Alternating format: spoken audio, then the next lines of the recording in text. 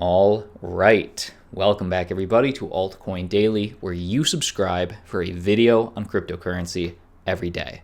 My name's Austin. Big things are happening right now with Bitcoin, with cryptocurrency.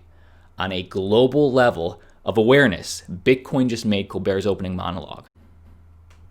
On a national level of awareness, Mitt Romney just asked the head of the FBI directly about cryptocurrency.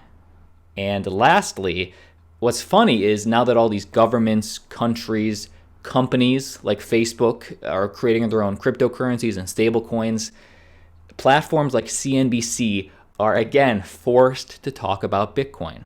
Like this video, get this information out to as many people as possible. I'm going to play you all three clips today. Fair warning, that Colbert clip is coming about midway through, so if that's important to you, skip to around the middle. I want to start with the clip that's most important to me. Watch CNBC host Andrew Ross Sorkin in a discussion that's solely about Facebook's Libra cryptocurrency, stablecoin. Watch him just pivot and ask about Bitcoin. And watch the head of Facebook's Libra say that he likes it. It's a store of value. Let me ask you a different question. The day that you launched this, the value of Bitcoin, which I know is very different than Libra, rocketed. And there was a view that if you could get these wallets, these electronic wallets in the hands of a billion people, all of a sudden it would change the dynamic for Bitcoin and all of these other cryptocurrencies. What do you make of Bitcoin as a currency? Is that something you own? Is that something that you could see being like a Libra or never? So I don't think of Bitcoin as a currency. It's actually not a great medium of exchange because of its volatility. I see it as digital gold. So you can hold gold. Actually, it's a very popular thing to hold right now. And you can hold Bitcoin, which actually is a good corollary, digital version. Right. But it's not a good medium of exchange because the same family we talked about earlier cannot afford a 10 or 20% drop in one day when they send money across borders. People don't use a unit like digital currency of Bitcoin to pay for things just because it's so volatile. So it serves a completely different purpose. And yes, I like it. Listen to the narrative that these companies are starting to paint now, which is, well, Bitcoin, that's a store of value. You wouldn't use that as a currency when it's up 10%, down 10%, one day, the next day. But a currency, well, maybe you'd use something like Facebook's Libra. But do not be fooled. If you subscribe to this channel, then you know that anything that has ever become money must first start off as a store of value. Because what is the journey? In human history, what is the journey of anything to become money? Well, first, actually, it starts as a collectible. It's worth nothing. People trade it for fun. Gold was once just a collectible. Then it becomes a store of value. Then enough people own it, volatility subsides. Then it's a medium of exchange. Then it's a unit of account. Bitcoin is somewhere right here, right now. And like I said, this Colbert clip is being played towards the second half of this video. So if you are just here for Colbert, just skip to the end. But I want to finish playing you the last piece of this clip, which is David Marcus, who I assume just wants to talk about Facebook's projects, just wants to talk about Libra, is again asked about Bitcoin. Why hasn't Bitcoin been shut down?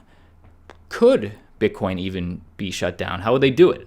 Let me ask you a different question. This relates to Bitcoin because I was always surprised by the critique actually of Libra in that there's somebody to call, right? There's an association. You can get on the phone if there's a problem. I thought a regulator would say, you can be called to testify. They can call you to testify. Yeah.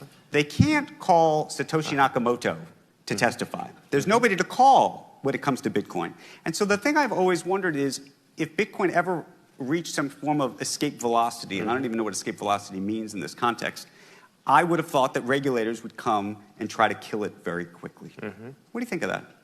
I don't know. I think that, it survived for now 11 years, and it has gone through a lot.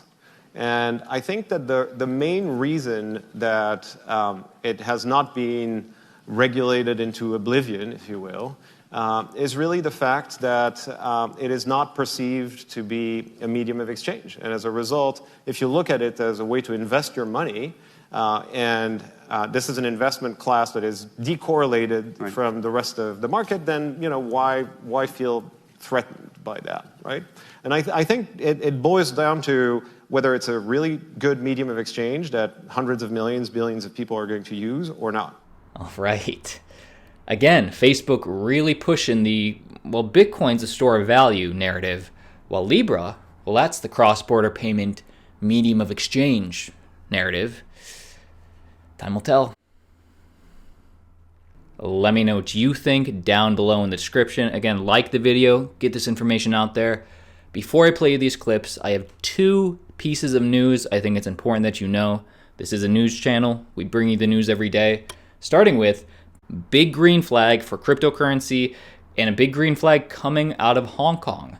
The Chinese internet tech giant Tencent, if you're in China, you know about them. Tencent, huge company, is set to open a blockchain-based virtual bank after the Hong Kong Securities and Futures Commission, SFC, approved a new license. Speaking at the World Blockchain Summit in Wuzhen, China on Friday, Tencent blockchain chief Kai said the company's virtual bank received the SFC's green light. So big news. The reason this was important to me is because I believe, correct me in the comments if I'm wrong, but I believe this is a sort of custody service, a virtual bank handling regulation and supervision of digital assets. And for me, this is exciting because, yeah, I don't know Tencent here in America, but this to me is kind of like the Google, or maybe because it's custody, a better word is like the Fidelity of the East.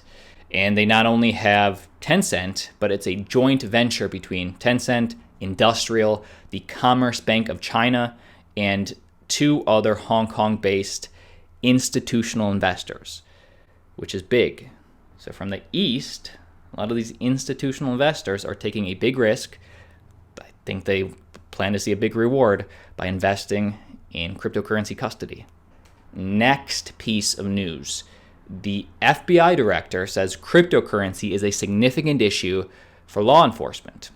So this is neither bullish or bearish, but it's in the media. If you consider the media C-SPAN, which I do. But C-SPAN, I wasn't sure how to pull this clip, so I will play the Colbert clip. This one, I'm not sure. I couldn't pull it, so I'm just going to link this in the description.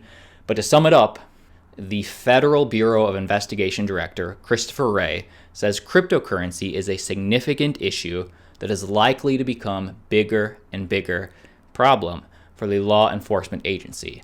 And this was directly from a question that Senator Mitt Romney asked about cryptocurrency, saying that he doesn't understand it, but from the FBI standpoint, where do they stand on it?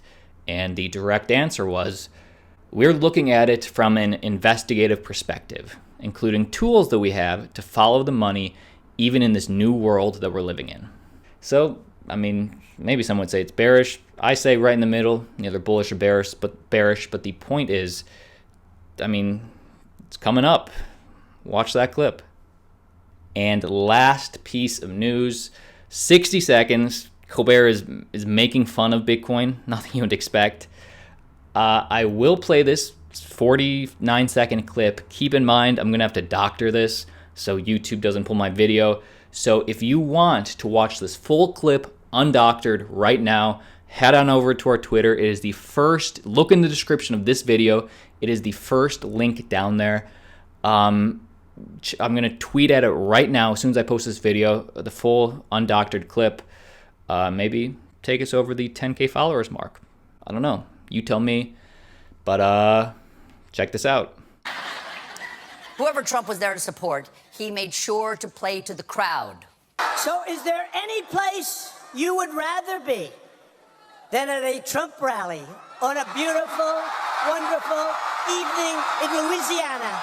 Let's see, places I'd rather be than a Trump rally. Let's see, off the top of my head, I go the DMV, the dentist, someone else's child's clarinet recital, a Soviet gulag, covered in honey and staked to an anthill, sliding down a 50-foot razor blade into a bathtub of gin, and in conversation with someone who knows a lot about Bitcoin. And in conversation with someone who knows a lot about Bitcoin. A lot about Bitcoin. Go on. Go on about blockchain. Okay. I love it.